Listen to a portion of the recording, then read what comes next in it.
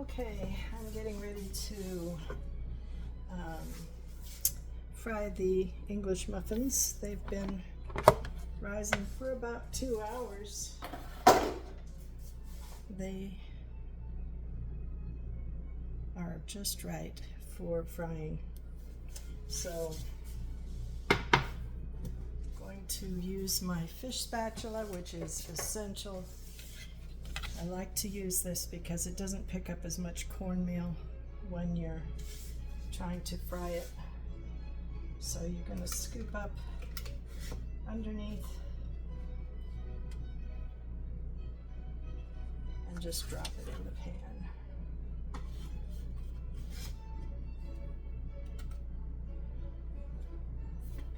And I can do 6 at a time.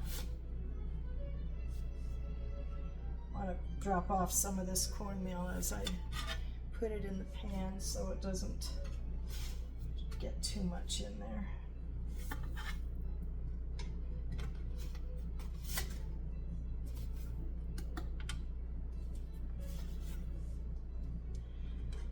I have it set just under 300 degrees on my electric skillet, about 270, between 275 and 300.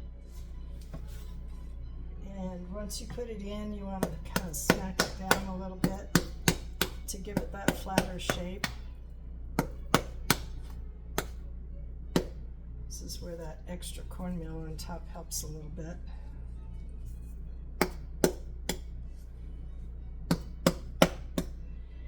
And then I put the lid on for 6 minutes.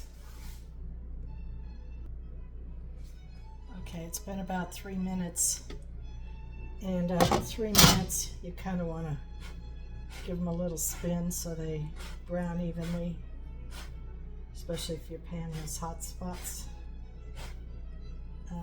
Be careful not to burn your fingers. Let it go another 3 minutes, so that will be a total of 6 minutes, but I stop at 3 minutes in between. Okay, it's been 6 minutes. As you can see, they've popped up quite nicely in the pan, starting to get darker. Nice little browned edges on them. Just flip them over.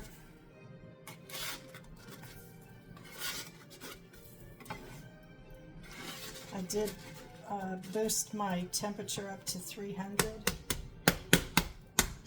Give them a little love tap.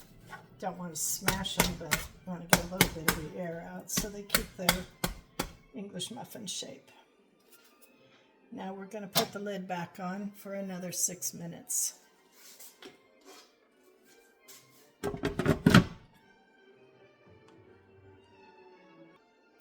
Okay, it's been 3 minutes, and time to give them a little spin.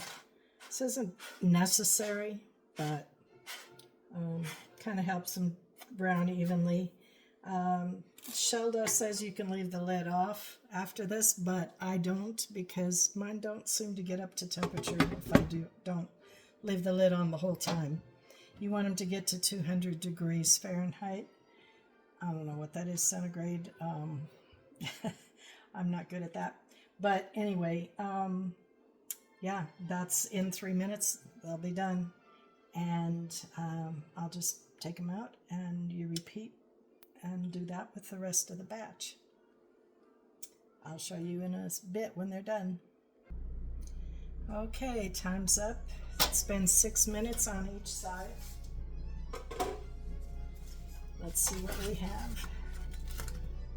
Okay, that looks pretty good, but we're going to check the temperature. We want 200 degrees to be done, and it is 205, so 206. So these are done and ready to come out. They are looking good. That's all there is to it.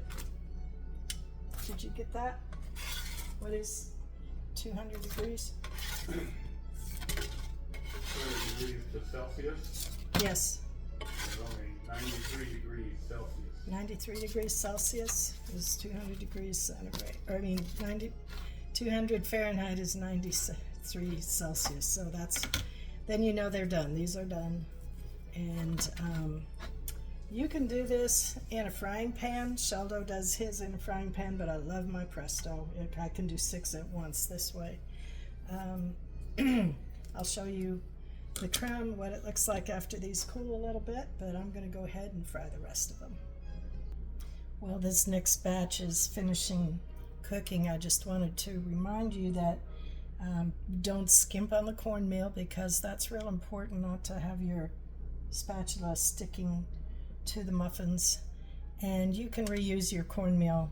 Just sift it back into the container when you're done, and you can reuse it. It's no problem at all. No waste.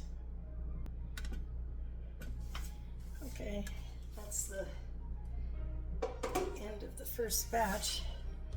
Let's test the temperature on that.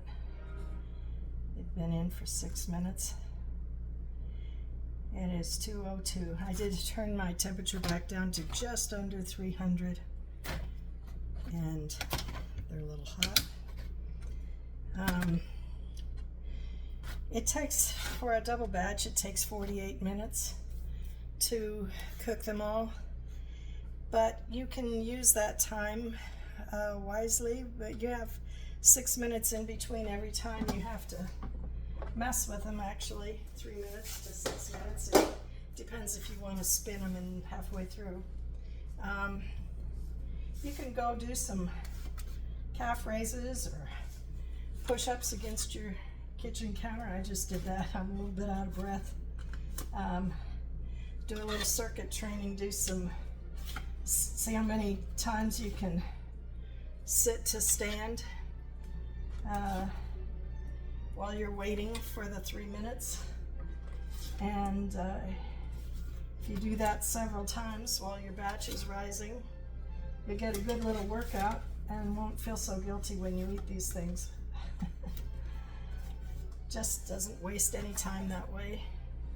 Or you can be listening to an inspirational podcast or something. I like classical music.